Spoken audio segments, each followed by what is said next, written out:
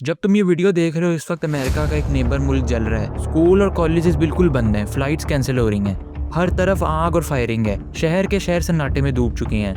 ऐसा लगता है जैसे पूरा मुल्क जैम हो गया हो। इसकी वजह है एल मेंचो की मौत। एल मेंचो मैक्सिको का सबसे खतरनाक ड्रग माफिया था। उसका गैंग अमेरिका में कोकेन, मैथ और फिनाइल जैसे ड्रग सप्लाई करता था। इसकी वजह से अमेरिका में हर साल हजारों लोग मर रहे थे। इसीलिए अमेरिका ने एल मेंचो के सर पर 135 करोड़ का इनाम रखा हुआ था। फिर भी वो हर बार बच निकलता था। पाब्लो एस्कोबार के बाद वो पावर में सेकंड नंबर पर आता था, लेकिन 21 फरवरी को उसकी किस्मत ने साथ नहीं दिया। पुलिस के साथ एनकाउंटर में वो जख्मी हो गया और अगले दिन उसकी मौत हो गई। और तब से मैक्सिको एक जंग का मैदान बना हुआ है। तुम जरूर सोच रहे होगे आखिर एल मेंचो कौन था, इसने अपना ड्रग कार्टेल कैसे खड़ा किया, पुलिस ने इसे कैसे मारा, इसकी मौत के बाद इतना हंगामा क्यों हो रहा है और मैक्सिको में चल क्या रहा है, वायलेंस कब रुकेगी। इस वीडियो में हम यही सब जानने की कोशिश करेंगे। ये मैक्सिको है। इसका नॉर्थ पूरा का पूरा अमेरिका के बॉर्डर से लगा हुआ है। मेनलैंड अमेरिका का बॉर्डर सिर्फ 2 कंट्री से लगता है, नॉर्थ में कनाडा और साउथ में मैक्सिको। यही वजह है कि मैक्सिको का सबसे ज्यादा ट्रेड अमेरिका के साथ होता है। लेकिन इस कनेक्शन को एक डार्क साइड भी है। अमेरिका ने अपनी जमीन का एक बड़ा हिस्सा मैक्सिको से जंग करके हासिल किया था।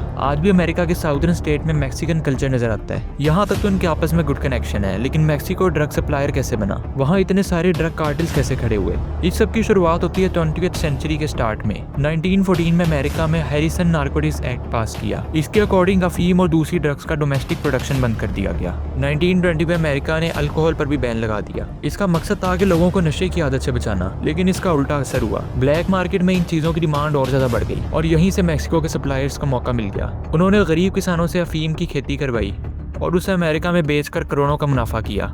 अमेरिका और मैक्सिको के दरमियान 3000 किलोमीटर ज्यादा लंबा बॉर्डर है। कई जगह पर घने जंगल और दुश्वार रास्ते हैं, इसलिए पूरे बॉर्डर पर गार्ड्स खड़े करना आसान नहीं होता। ये सिचुएशन ड्रग सप्लायर्स के लिए बिल्कुल परफेक्ट है। बाद में अमेरिका ने अपनी तरफ से बैन हटा दिए, मगर तब तक मैक्सिकन गैंग्स अपनी जगह पे बहुत अच्छे से खड़े हो चुके थे।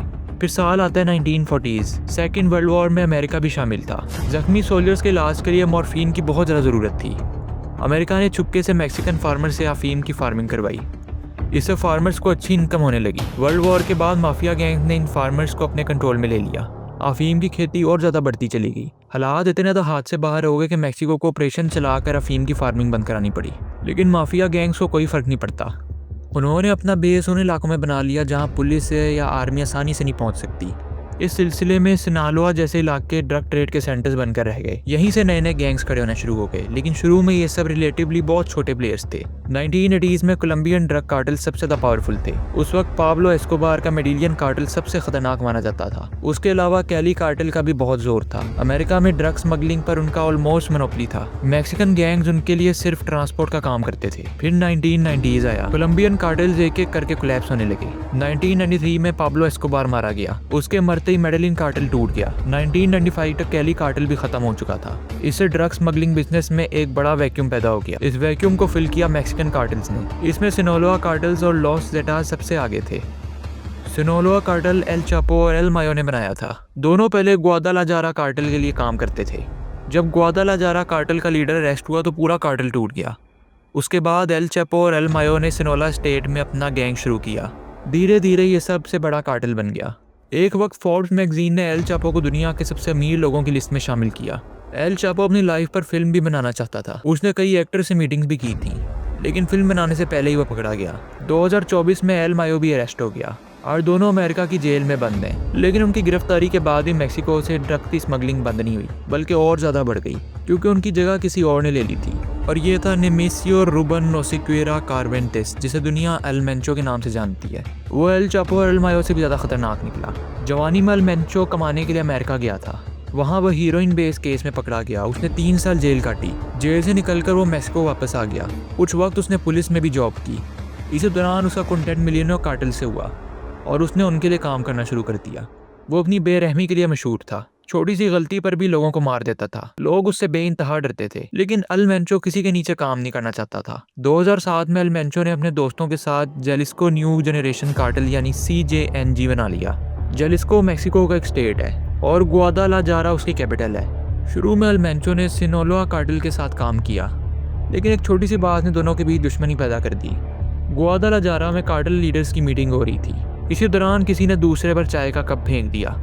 बस यहीं से दुश्मनी पैदा हो गई। एल मेंचो ने सिनोलोआ से रिश्ता तोड़ लिया और उनके खिलाफ जंग छेड़ ली।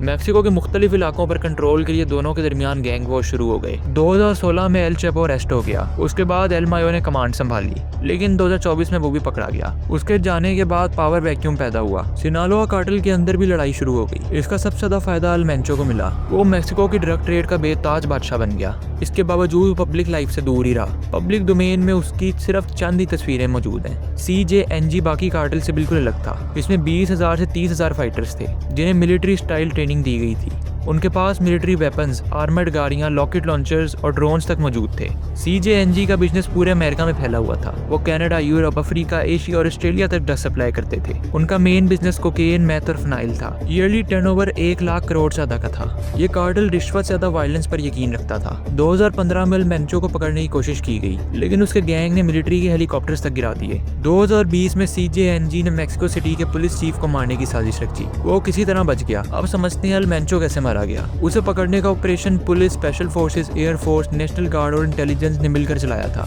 अमेरिकन एजेंसीज भी सपोर्ट दे रही थी। 21 फरवरी को फोर्सेस ने तलाल पल्पा शहर में ट्रैप लगाया। जब फोर्सेस वहां पहुंची, गैंग मेंबर्स ने अटैक कर दिया, लेकिन फोर्सेस पूरी तैयारी के साथ आई थी।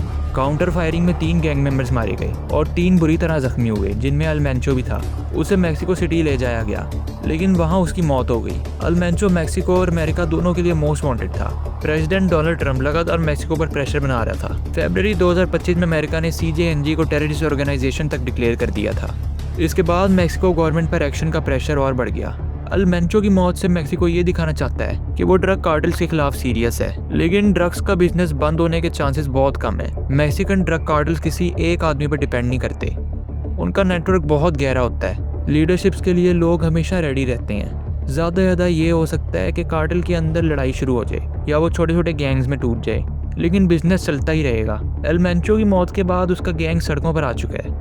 वो सिविलियंस और सिक्योरिटी फोर्सेस पर अटैक कर रहा है। ये उनका मैसेज होता है, आपने हमारा लीडर मारा, अब आगे मत बढ़ना वरना और भी बुरा होगा। इसी तरह वो गवर्नमेंट को कंट्रोल में रखते हैं। मैक्सिको का ड्रग कार्टेल एक पैरेलल सिस्टम की तरह काम करता है। उसे सिर्फ एक आदमी को मारकर खत्म नहीं किया जा सकता। ये एक लंबी लड़ाई है और इस कहानी में कई ज़्यादा चैप्टर्स बाकी हैं। तो अगर तुम्हें आज की वीडियो पसंद आई हो तो वीडियो को लाइक और चैनल को सब्सक्राइब जरूर कर लेना। बाकी मिलते हैं अगली वीडियो में। बाय।